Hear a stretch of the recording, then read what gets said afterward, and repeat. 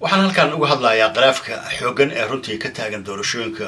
Minneapolis ee duqa magaalada Minneapolis loogu tartamayo halkaasna ay ku tartamayaan Cumar Fateex iyo Jacob Frey oo runtii nin cadaan ah iyo yar dhalinyaro Soomaali ah laakiin khilaafkan xaguu salka ku haya khilaafkan maxaa keenay waa su'aasha taalo khilaafkan waxaan la soconaa yar la yiraahdo Nasir Warsame ee 2 sano ka hor asna u tartamay deegaanadaas Minneapolis marka yarkii dhalinyarada ahaa markaas dad baa runtii waxa ka taageeray gabar hindi ah oo markaas sidoo waxa iyadana la tartamaysay iyadoo markaas sidoo loo arkayay yarka dhalinyarada ah inuu waxa siyaasad ahaan oo xilligaas sidoo waxa ma taqaanaa mucaarad balaaran ku ahaa qoraalo badan uu ka soo qoray xilligii farmaajo oo madaxweynaha ahaa dad badan ay sidii doonaan u tarjumeen marka kaararka Soomaalida ay qabiilkay mar walba isu xoqdaan marka yarkii sidaas ayaa looga codeeyay oo runtii waxa Ilhaan Cumar laftirkeeda ay ka soo horjeesatay Fatxi Cumarna oo laftirkiisa ka campaign gareeyay oo runtii wax badan lagu eedeeyay inuu waxa gabadhaas si weyn u la jirsado yarka Soomaaliga oo kala jirsaday laakiin qaladaadkii dhacay maxaan kan baran karnaa marka Nasri Warsame waa uu seegay kursiga wuxuuna u seegay xumaan ay runtii waxa dadkaas ay geysteen ama Soomaalida markaas ay kala qaybsantay laakiin hadda ay taagan tahay hadda waxa tartamaya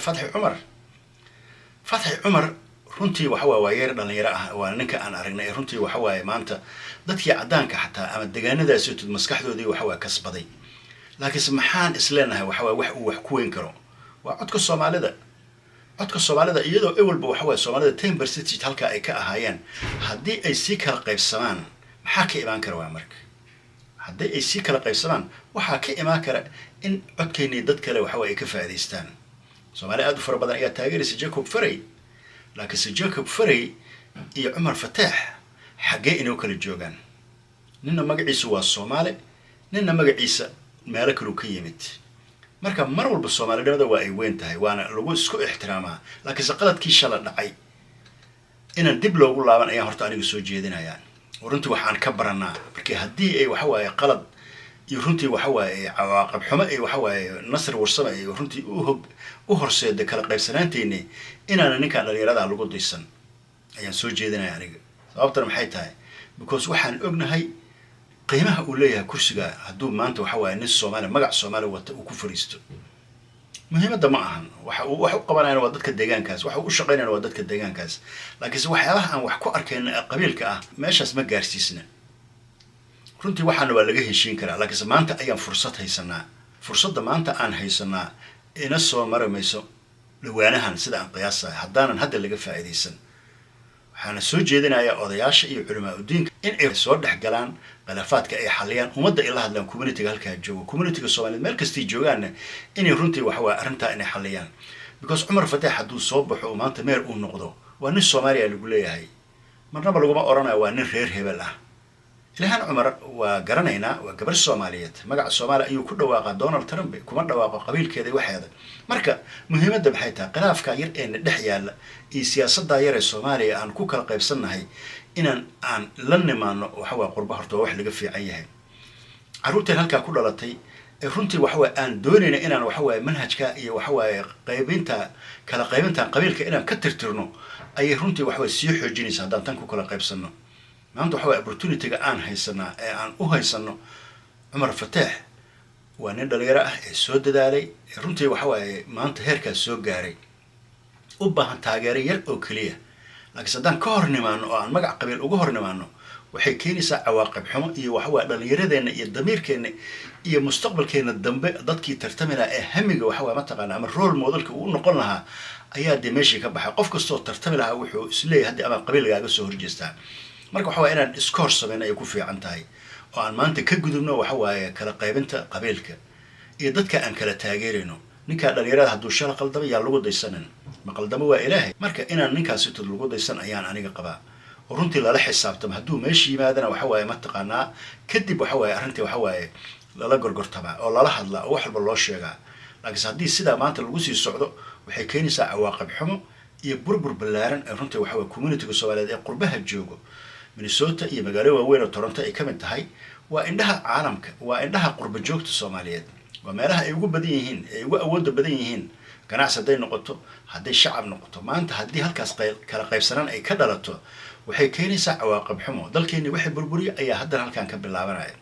marka waxaan soo jeedinayaa aniga إن أن كفى إذا سنة opportunity كان ما أنت أن هي سنة وحقبيل ما أهن وحوا سياسة رنتي قلف سن يعني هي كرا قبيل كسوالة وحوا كما كلا قيب سنة لكن سوحي كو كلا قيب سيهن دقنما يا وحوا عدف نمو waxay dhacay waxa waa kuwa isagaashankii inaan hadda dib u soo celino aan caruurtii waxa waaye maanta kuwii generationkii kuwa iska daa kuwii kale ee waxa waaye maanta awoowaha iyo ayeeyada waxa waa loo wada ahaa in waxa waa lagu sii beero oo fool xun marka waxaan soo jeedin lahaa in laga gudbo runtii waxa waaye fidnada iyo waxa waaye kala qaybinta waxa waaye runtii waa wax dhibaato ah in la isu sabraana waa wax muhiim ah nabigeena subhanahu salaatullahi alayhi ayaa nin waxa waaye runtii dhibi jiray ee dariiqa waxa waa qurunka iyo qashinka iyo wasaqda u dhigi jiray ayuu mar walba waxa waa ma taqaanaa dadkii dhihi jiray nabiga maxay markaas waxa uu yiri iska daa ninkii baa maal xanuunsada marka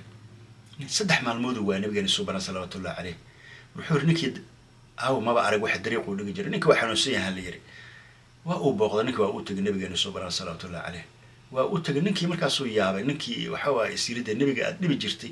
dhibaatada u geysan jirtay in maanta waxa waa adoo xanuunsan uu ku soo booqdo intaasoo ku soo islaamay markii waxaa la tusay wanaag iyo diinta inay tahay nasteexo